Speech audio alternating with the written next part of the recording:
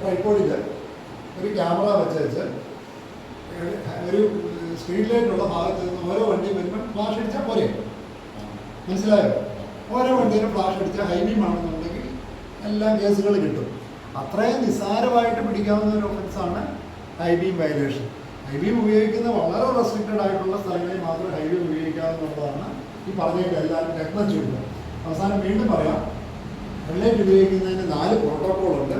4ാമത്തെ protocol ബസ്സുകൾക്ക് വേണ്ടിയുള്ളതാണ്, ബസ്സുകാരോട് പറയാനുള്ള. ബാക്കി 3 നമുക്ക് എങ്ങനെയാണെന്ന് നോക്കാം. ഞാനൊരു കാർ ഓടിക്കുക, രാത്രി ഞാനൊരു കാർ ഓടിച്ച് വരുന്ന ആളെന്നുള്ള നിലയിൽ ഹെഡ്ലൈറ്റ് ഉപയോഗിക്കേണ്ടത് എങ്ങനെയാണെന്ന് നിങ്ങൾക്ക് പറഞ്ഞാൽ നിങ്ങളൊരു PSC പരീക്ഷയ്ക്കോ അല്ലെങ്കിൽ നിങ്ങളുടെ സഹോദരന്മാർക്കോ സുഹൃത്തുക്കൾക്കോ ഹെഡ്ലൈറ്റ് ഉപയോഗ ക്രമം എങ്ങനെയാണെന്ന് പറഞ്ഞു കൊടുക്കാവുന്ന രൂപത്തിൽ ഞാൻ സിമ്പിളായിട്ട് പറയാം. എതിരെ വരുന്ന വാഹനത്തിൻ്റെ പ്രകാശം എൻ്റെ കണ്ണിൽ പതിഞ്ഞാൽ ആ നിമിഷം ഞാൻ ലൈറ്റ് ഡിമ്മാക്കണം. അതിനുശേഷം ആ വാഹനം എന്നെ മറികടന്നതിന് ശേഷം മാത്രമേ ബ്രൈറ്റ് ആക്കാവുള്ളൂ. 1. രണ്ടാമത്തെ, മറ്റൊരു വാഹനത്തെ പിന്തുടരുമ്പോൾ എൻ്റെ വാഹനത്തിൻ്റെ പ്രകാശം ലോ ബീമിലായിരിക്കണം. 200 മീറ്റർ വിസിനിറ്റിയിൽ എത്തിക്കഴിഞ്ഞ് ഒരു കാരണവശാലും പിന്നെ ഹൈ ബീമിലാക്കാൻ പാടില്ല, ഫ്ലാഷ് പോലും ഉപയോഗിക്കാൻ പാടില്ല. 3ാമത്തേത്, മറ്റൊരു വാഹനത്തെ ഓവർടേക്ക് ചെയ്യുമ്പോൾ എൻ്റെ വാഹനത്തിൻ്റെ സ്ഥാനം റോങ് സൈഡിലായിരിക്കും. എന്ത് അപകടം സംഭവിച്ചാലും പ്രതി ഞാനായിരിക്കും, അല്ലേ? എപ്പോൾ എന്നെ ആ പീരീഡ് ഓഫ് ടൈമിൽ എന്ത് അപകടം സംഭവിച്ചാലും പ്രതി ഞാനായിരിക്കും. ആ സമയത്ത് ഹെഡ്ലൈറ്റ് രാത്രിയിൽ ലോ ബീമിലായിരിക്കും. ഒന്നുകൂടെ അതിനെ വിശദീകരിക്കാം. 1ാമത്തേത് എതിരെ വണ്ടി കണ്ടാൽ, 2ാമത്തേത് പിന്നാലെ പോകുമ്പോൾ, 3ാമത്തേത് മറ്റൊരു വണ്ടിയെ മറികടക്കുമ്പോൾ.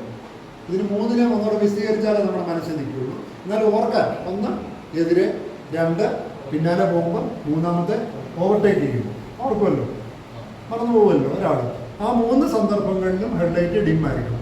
നമ്മൾ ആൾക്കാർക്ക് ഓർത്തിരിക്കാൻ വേണ്ടി പറയും 3 ഡിം മതി രാത്രി യാത്ര സുഗമമാക്കാൻ. 3 ഡിം. എതിരെ വണ്ടി കണ്ടാൽ, പിന്നാലെ പോകുമ്പോൾ, മറ്റു വണ്ടിയെ ഓവർടേക്ക് ചെയ്യുമ്പോൾ. ഇനി ഞാനൊന്ന് വിശദീകരിക്കാം. ഞാൻ ഡിം അടിച്ചു, എതിരെ ഒരു വണ്ടി കണ്ടു, അപ്പോഴേ ഞാൻ ഡിം അടിച്ചു, അയാൾ ഡിം അടിക്കുന്നില്ല. എന്നാ പറ്റുന്നത്? ഞാൻ ഡിം അടിച്ചു, എതിരെ വരുന്ന ആൾ ഡിം അടിക്കുന്നില്ല. എന്താ സംഭവിക്കുന്നത്? അയാൾക്ക് നല്ലപോലെ കാണാം, എനിക്ക് കാണാൻ പറ്റത്തില്ല. അപ്പം ഞാൻ ഇച്ചിരി ഒഫൻസീവായിട്ട് ഞാനും ഒന്ന് ബ്രൈറ്റ് അടിച്ചാൽ 2 പേർക്കും കാണാൻ പറ്റത്തില്ല, അല്ലേ? അതൊട്ടും ഹിതകരമല്ല. അത് കാരണം നമുക്ക് എന്ത് പറയാം, അതിനകത്ത് മറിച്ചൊരു വാദമില്ല. എതിരെ വണ്ടിയുടെ വെട്ടം കണ്ടാൽ അവരെയൊക്കെ സുരക്ഷിതമായിട്ട് നമ്മളെ മുട്ടാതെ കടന്ന് പോട്ടെ, ഞാൻ ഡിം അടിക്കും, ഒരു ചോദ്യമില്ല എനിക്ക്. അതിനകത്ത് ഞാനും ബ്രൈറ്റ് അടിച്ചു കഴിഞ്ഞാൽ എനിക്കും കാണത്തില്ല, അയാൾക്കും കാണത്തില്ല. അതിൽ സേഫ് നമുക്കൊന്നും ആലോചിക്കാനില്ല. മറ്റൊരു സേഫായിട്ട് കടന്നു പോയാൽ മതി, നമുക്ക് രക്ഷപ്പെടും. അപ്പോൾ അതിൻ്റെ ചോദ്യങ്ങൾ വരും. 2ാമത്തെ, നമ്മൾ മറ്റൊരു വാഹനത്തെ പിന്തുടരുന്നുണ്ട്. എല്ലാവർക്കും അറിയാം, നമ്മുടെ വണ്ടിക്കകത്ത് 3 മിററുണ്ട്. ഒരു ബൈക്കാണെങ്കിൽ പോലും 2 മിററുണ്ട്. 2 മിററിൻ്റെ പുറകിൽ നിന്ന് 2 ഹെഡ്ലാമ്പുകൾ ഒരുമിച്ച് കണ്ണാടിയിലേക്ക് അടിച്ചു കഴിഞ്ഞാൽ നമ്മുടെ കണ്ണിലോട്ട് അടിക്കുന്നത് 4 എണ്ണമായിട്ടായിരിക്കും. 4 ലാമ്പുകളെല്ലാം എല്ലാ മിററും ഫോക്കസ് ചെയ്തേക്കും നമ്മുടെ കണ്ണിലോട്ടായിരിക്കും. ഈ 4 എണ്ണം കൂടെ നമ്മുടെ കണ്ണിലോട്ട് അടിച്ചു കഴിഞ്ഞാൽ നമുക്ക് ഡാസ്ലിംഗ്, മഞ്ഞളിപ്പുണ്ടാകും, ഒന്നും കാണാൻ പറ്റത്തില്ല. അപ്പോൾ പിന്നാലെ പോകുമ്പോഴും ഒരു കാരണവശാലും ഹൈ ബീം ഉപയോഗിക്കും. ഇനി 3ാമത്തത്, ഓവർടേക്ക് ചെയ്യുമ്പോൾ.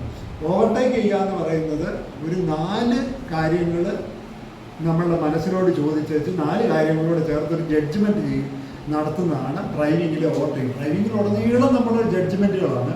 പക്ഷേ ഇത് വളരെ ക്രിട്ടിക്കലായിട്ടുള്ള നിർണായകമായ ഒരു ജഡ്ജ്മെൻറ്റാണ് ഓവർടേക്ക് ചെയ്യാറുള്ളത്. കാരണം ഓവർടേക്ക് ചെയ്യുമ്പോഴാണ് ഏറ്റവും അധികം അപകടങ്ങൾ സംഭവിക്കുന്നത്. എല്ലാവർക്കും അറിയാമല്ലോ, ഭയങ്കര സ്പീഡ്, റിസ്കി സ്പീഡായിരിക്കും. അപ്പോൾ നമ്മൾ അവിടെ എന്തെല്ലാം 4 കാര്യങ്ങളാണ് ഓവർടേക്കിങ് നമ്മൾ പരിഗണിക്കുന്നതെന്ന് നോക്കാം. 1ാമത്തെ കാര്യം എൻ്റെ വേഗത. 2ാമത്തെ കാര്യം എൻ്റെ വേഗത എന്നല്ല ഇത് പറഞ്ഞ് എനിക്ക് എടുക്കാവുന്ന പരമാവധി വേഗത. 2ാമത്തെ, ഞാൻ മറികടക്കുന്ന വാഹനത്തിൻ്റെ വേഗത. 3ാമത്തെ കാര്യം എനിക്ക് എടുക്കാവുന്ന ദൂരം ഓവർടേക്ക് ചെയ്യാൻ വേണ്ടി. 4ാമത്തെ കാര്യം എതിരെ വരുന്ന വാഹനത്തിൻ്റെ വേഗത. വേണ്ടേ? ഇത്ര സാധനങ്ങൾ കിട്ടിയാലേ നിങ്ങൾക്ക് ഒരു വണ്ടി സേഫായിട്ട് ഓവർടേക്ക് ചെയ്യാൻ പറ്റുള്ളൂ. എൻ്റെ വേഗതയെക്കുറിച്ച് നല്ല ധാരണമാണ്. എനിക്ക് 60 പോകുന്നതാണ് 80 വരെ വലിച്ചു കയറ്റാൻ പറ്റുമോ? ഇനി അവരുടെ വേഗത 40 ആണോ 70 ആണോ എന്നറിയാതെ നമുക്ക് ഓവർടേക്ക് ചെയ്യാൻ പറ്റുമോ?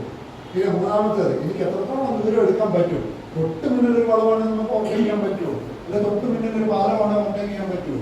പറ്റത്തില്ല. അല്ലെ തൊട്ട് മുന്നിലൊരു ജംഗ്ഷനാണ് ഓവർടേക്ക് ചെയ്യാൻ പറ്റും. നമ്മൾ പഠിച്ചു റോഡ് റെഗുലേഷൻ 18 പ്രകാരം ഇന്ന കാര്യങ്ങളിലോ ഇന്ന പോയിന്റുകളിലൊന്നും ഓവർടേക്ക് ചെയ്യാൻ പാടില്ല എന്ന് നമുക്ക് നേരത്തെ തന്നെ ഡിസ്ക്രൈബ് ചെയ്തതാണ്. അപ്പം ഓവർടേക്കിങ്ങിന് നമുക്ക് 4 ക്രൈറ്റീരിയ ഉണ്ട്. ആ 4 ക്രൈറ്റീരിയയും സക്സസീവായിട്ട് നമുക്ക് കൈകാര്യം ചെയ്താൽ മാത്രമേ നമുക്ക് ഫലപ്രദമായ ഓവർടേക്കിങ് നടക്കുകയുള്ളൂ. അപ്പോൾ ഹെഡ്ലൈറ്റ് രാത്രിയിലത്തെ ഓവർടേക്കിങ്ങിനോട് ഓർത്ത് വയ്ക്കും. 1, 2 ആ വണ്ടിയുടെ സ്പീഡ് അറിയാം, നമ്മുടെ വണ്ടിയുടെ സ്പീഡ് അറിയാം. 3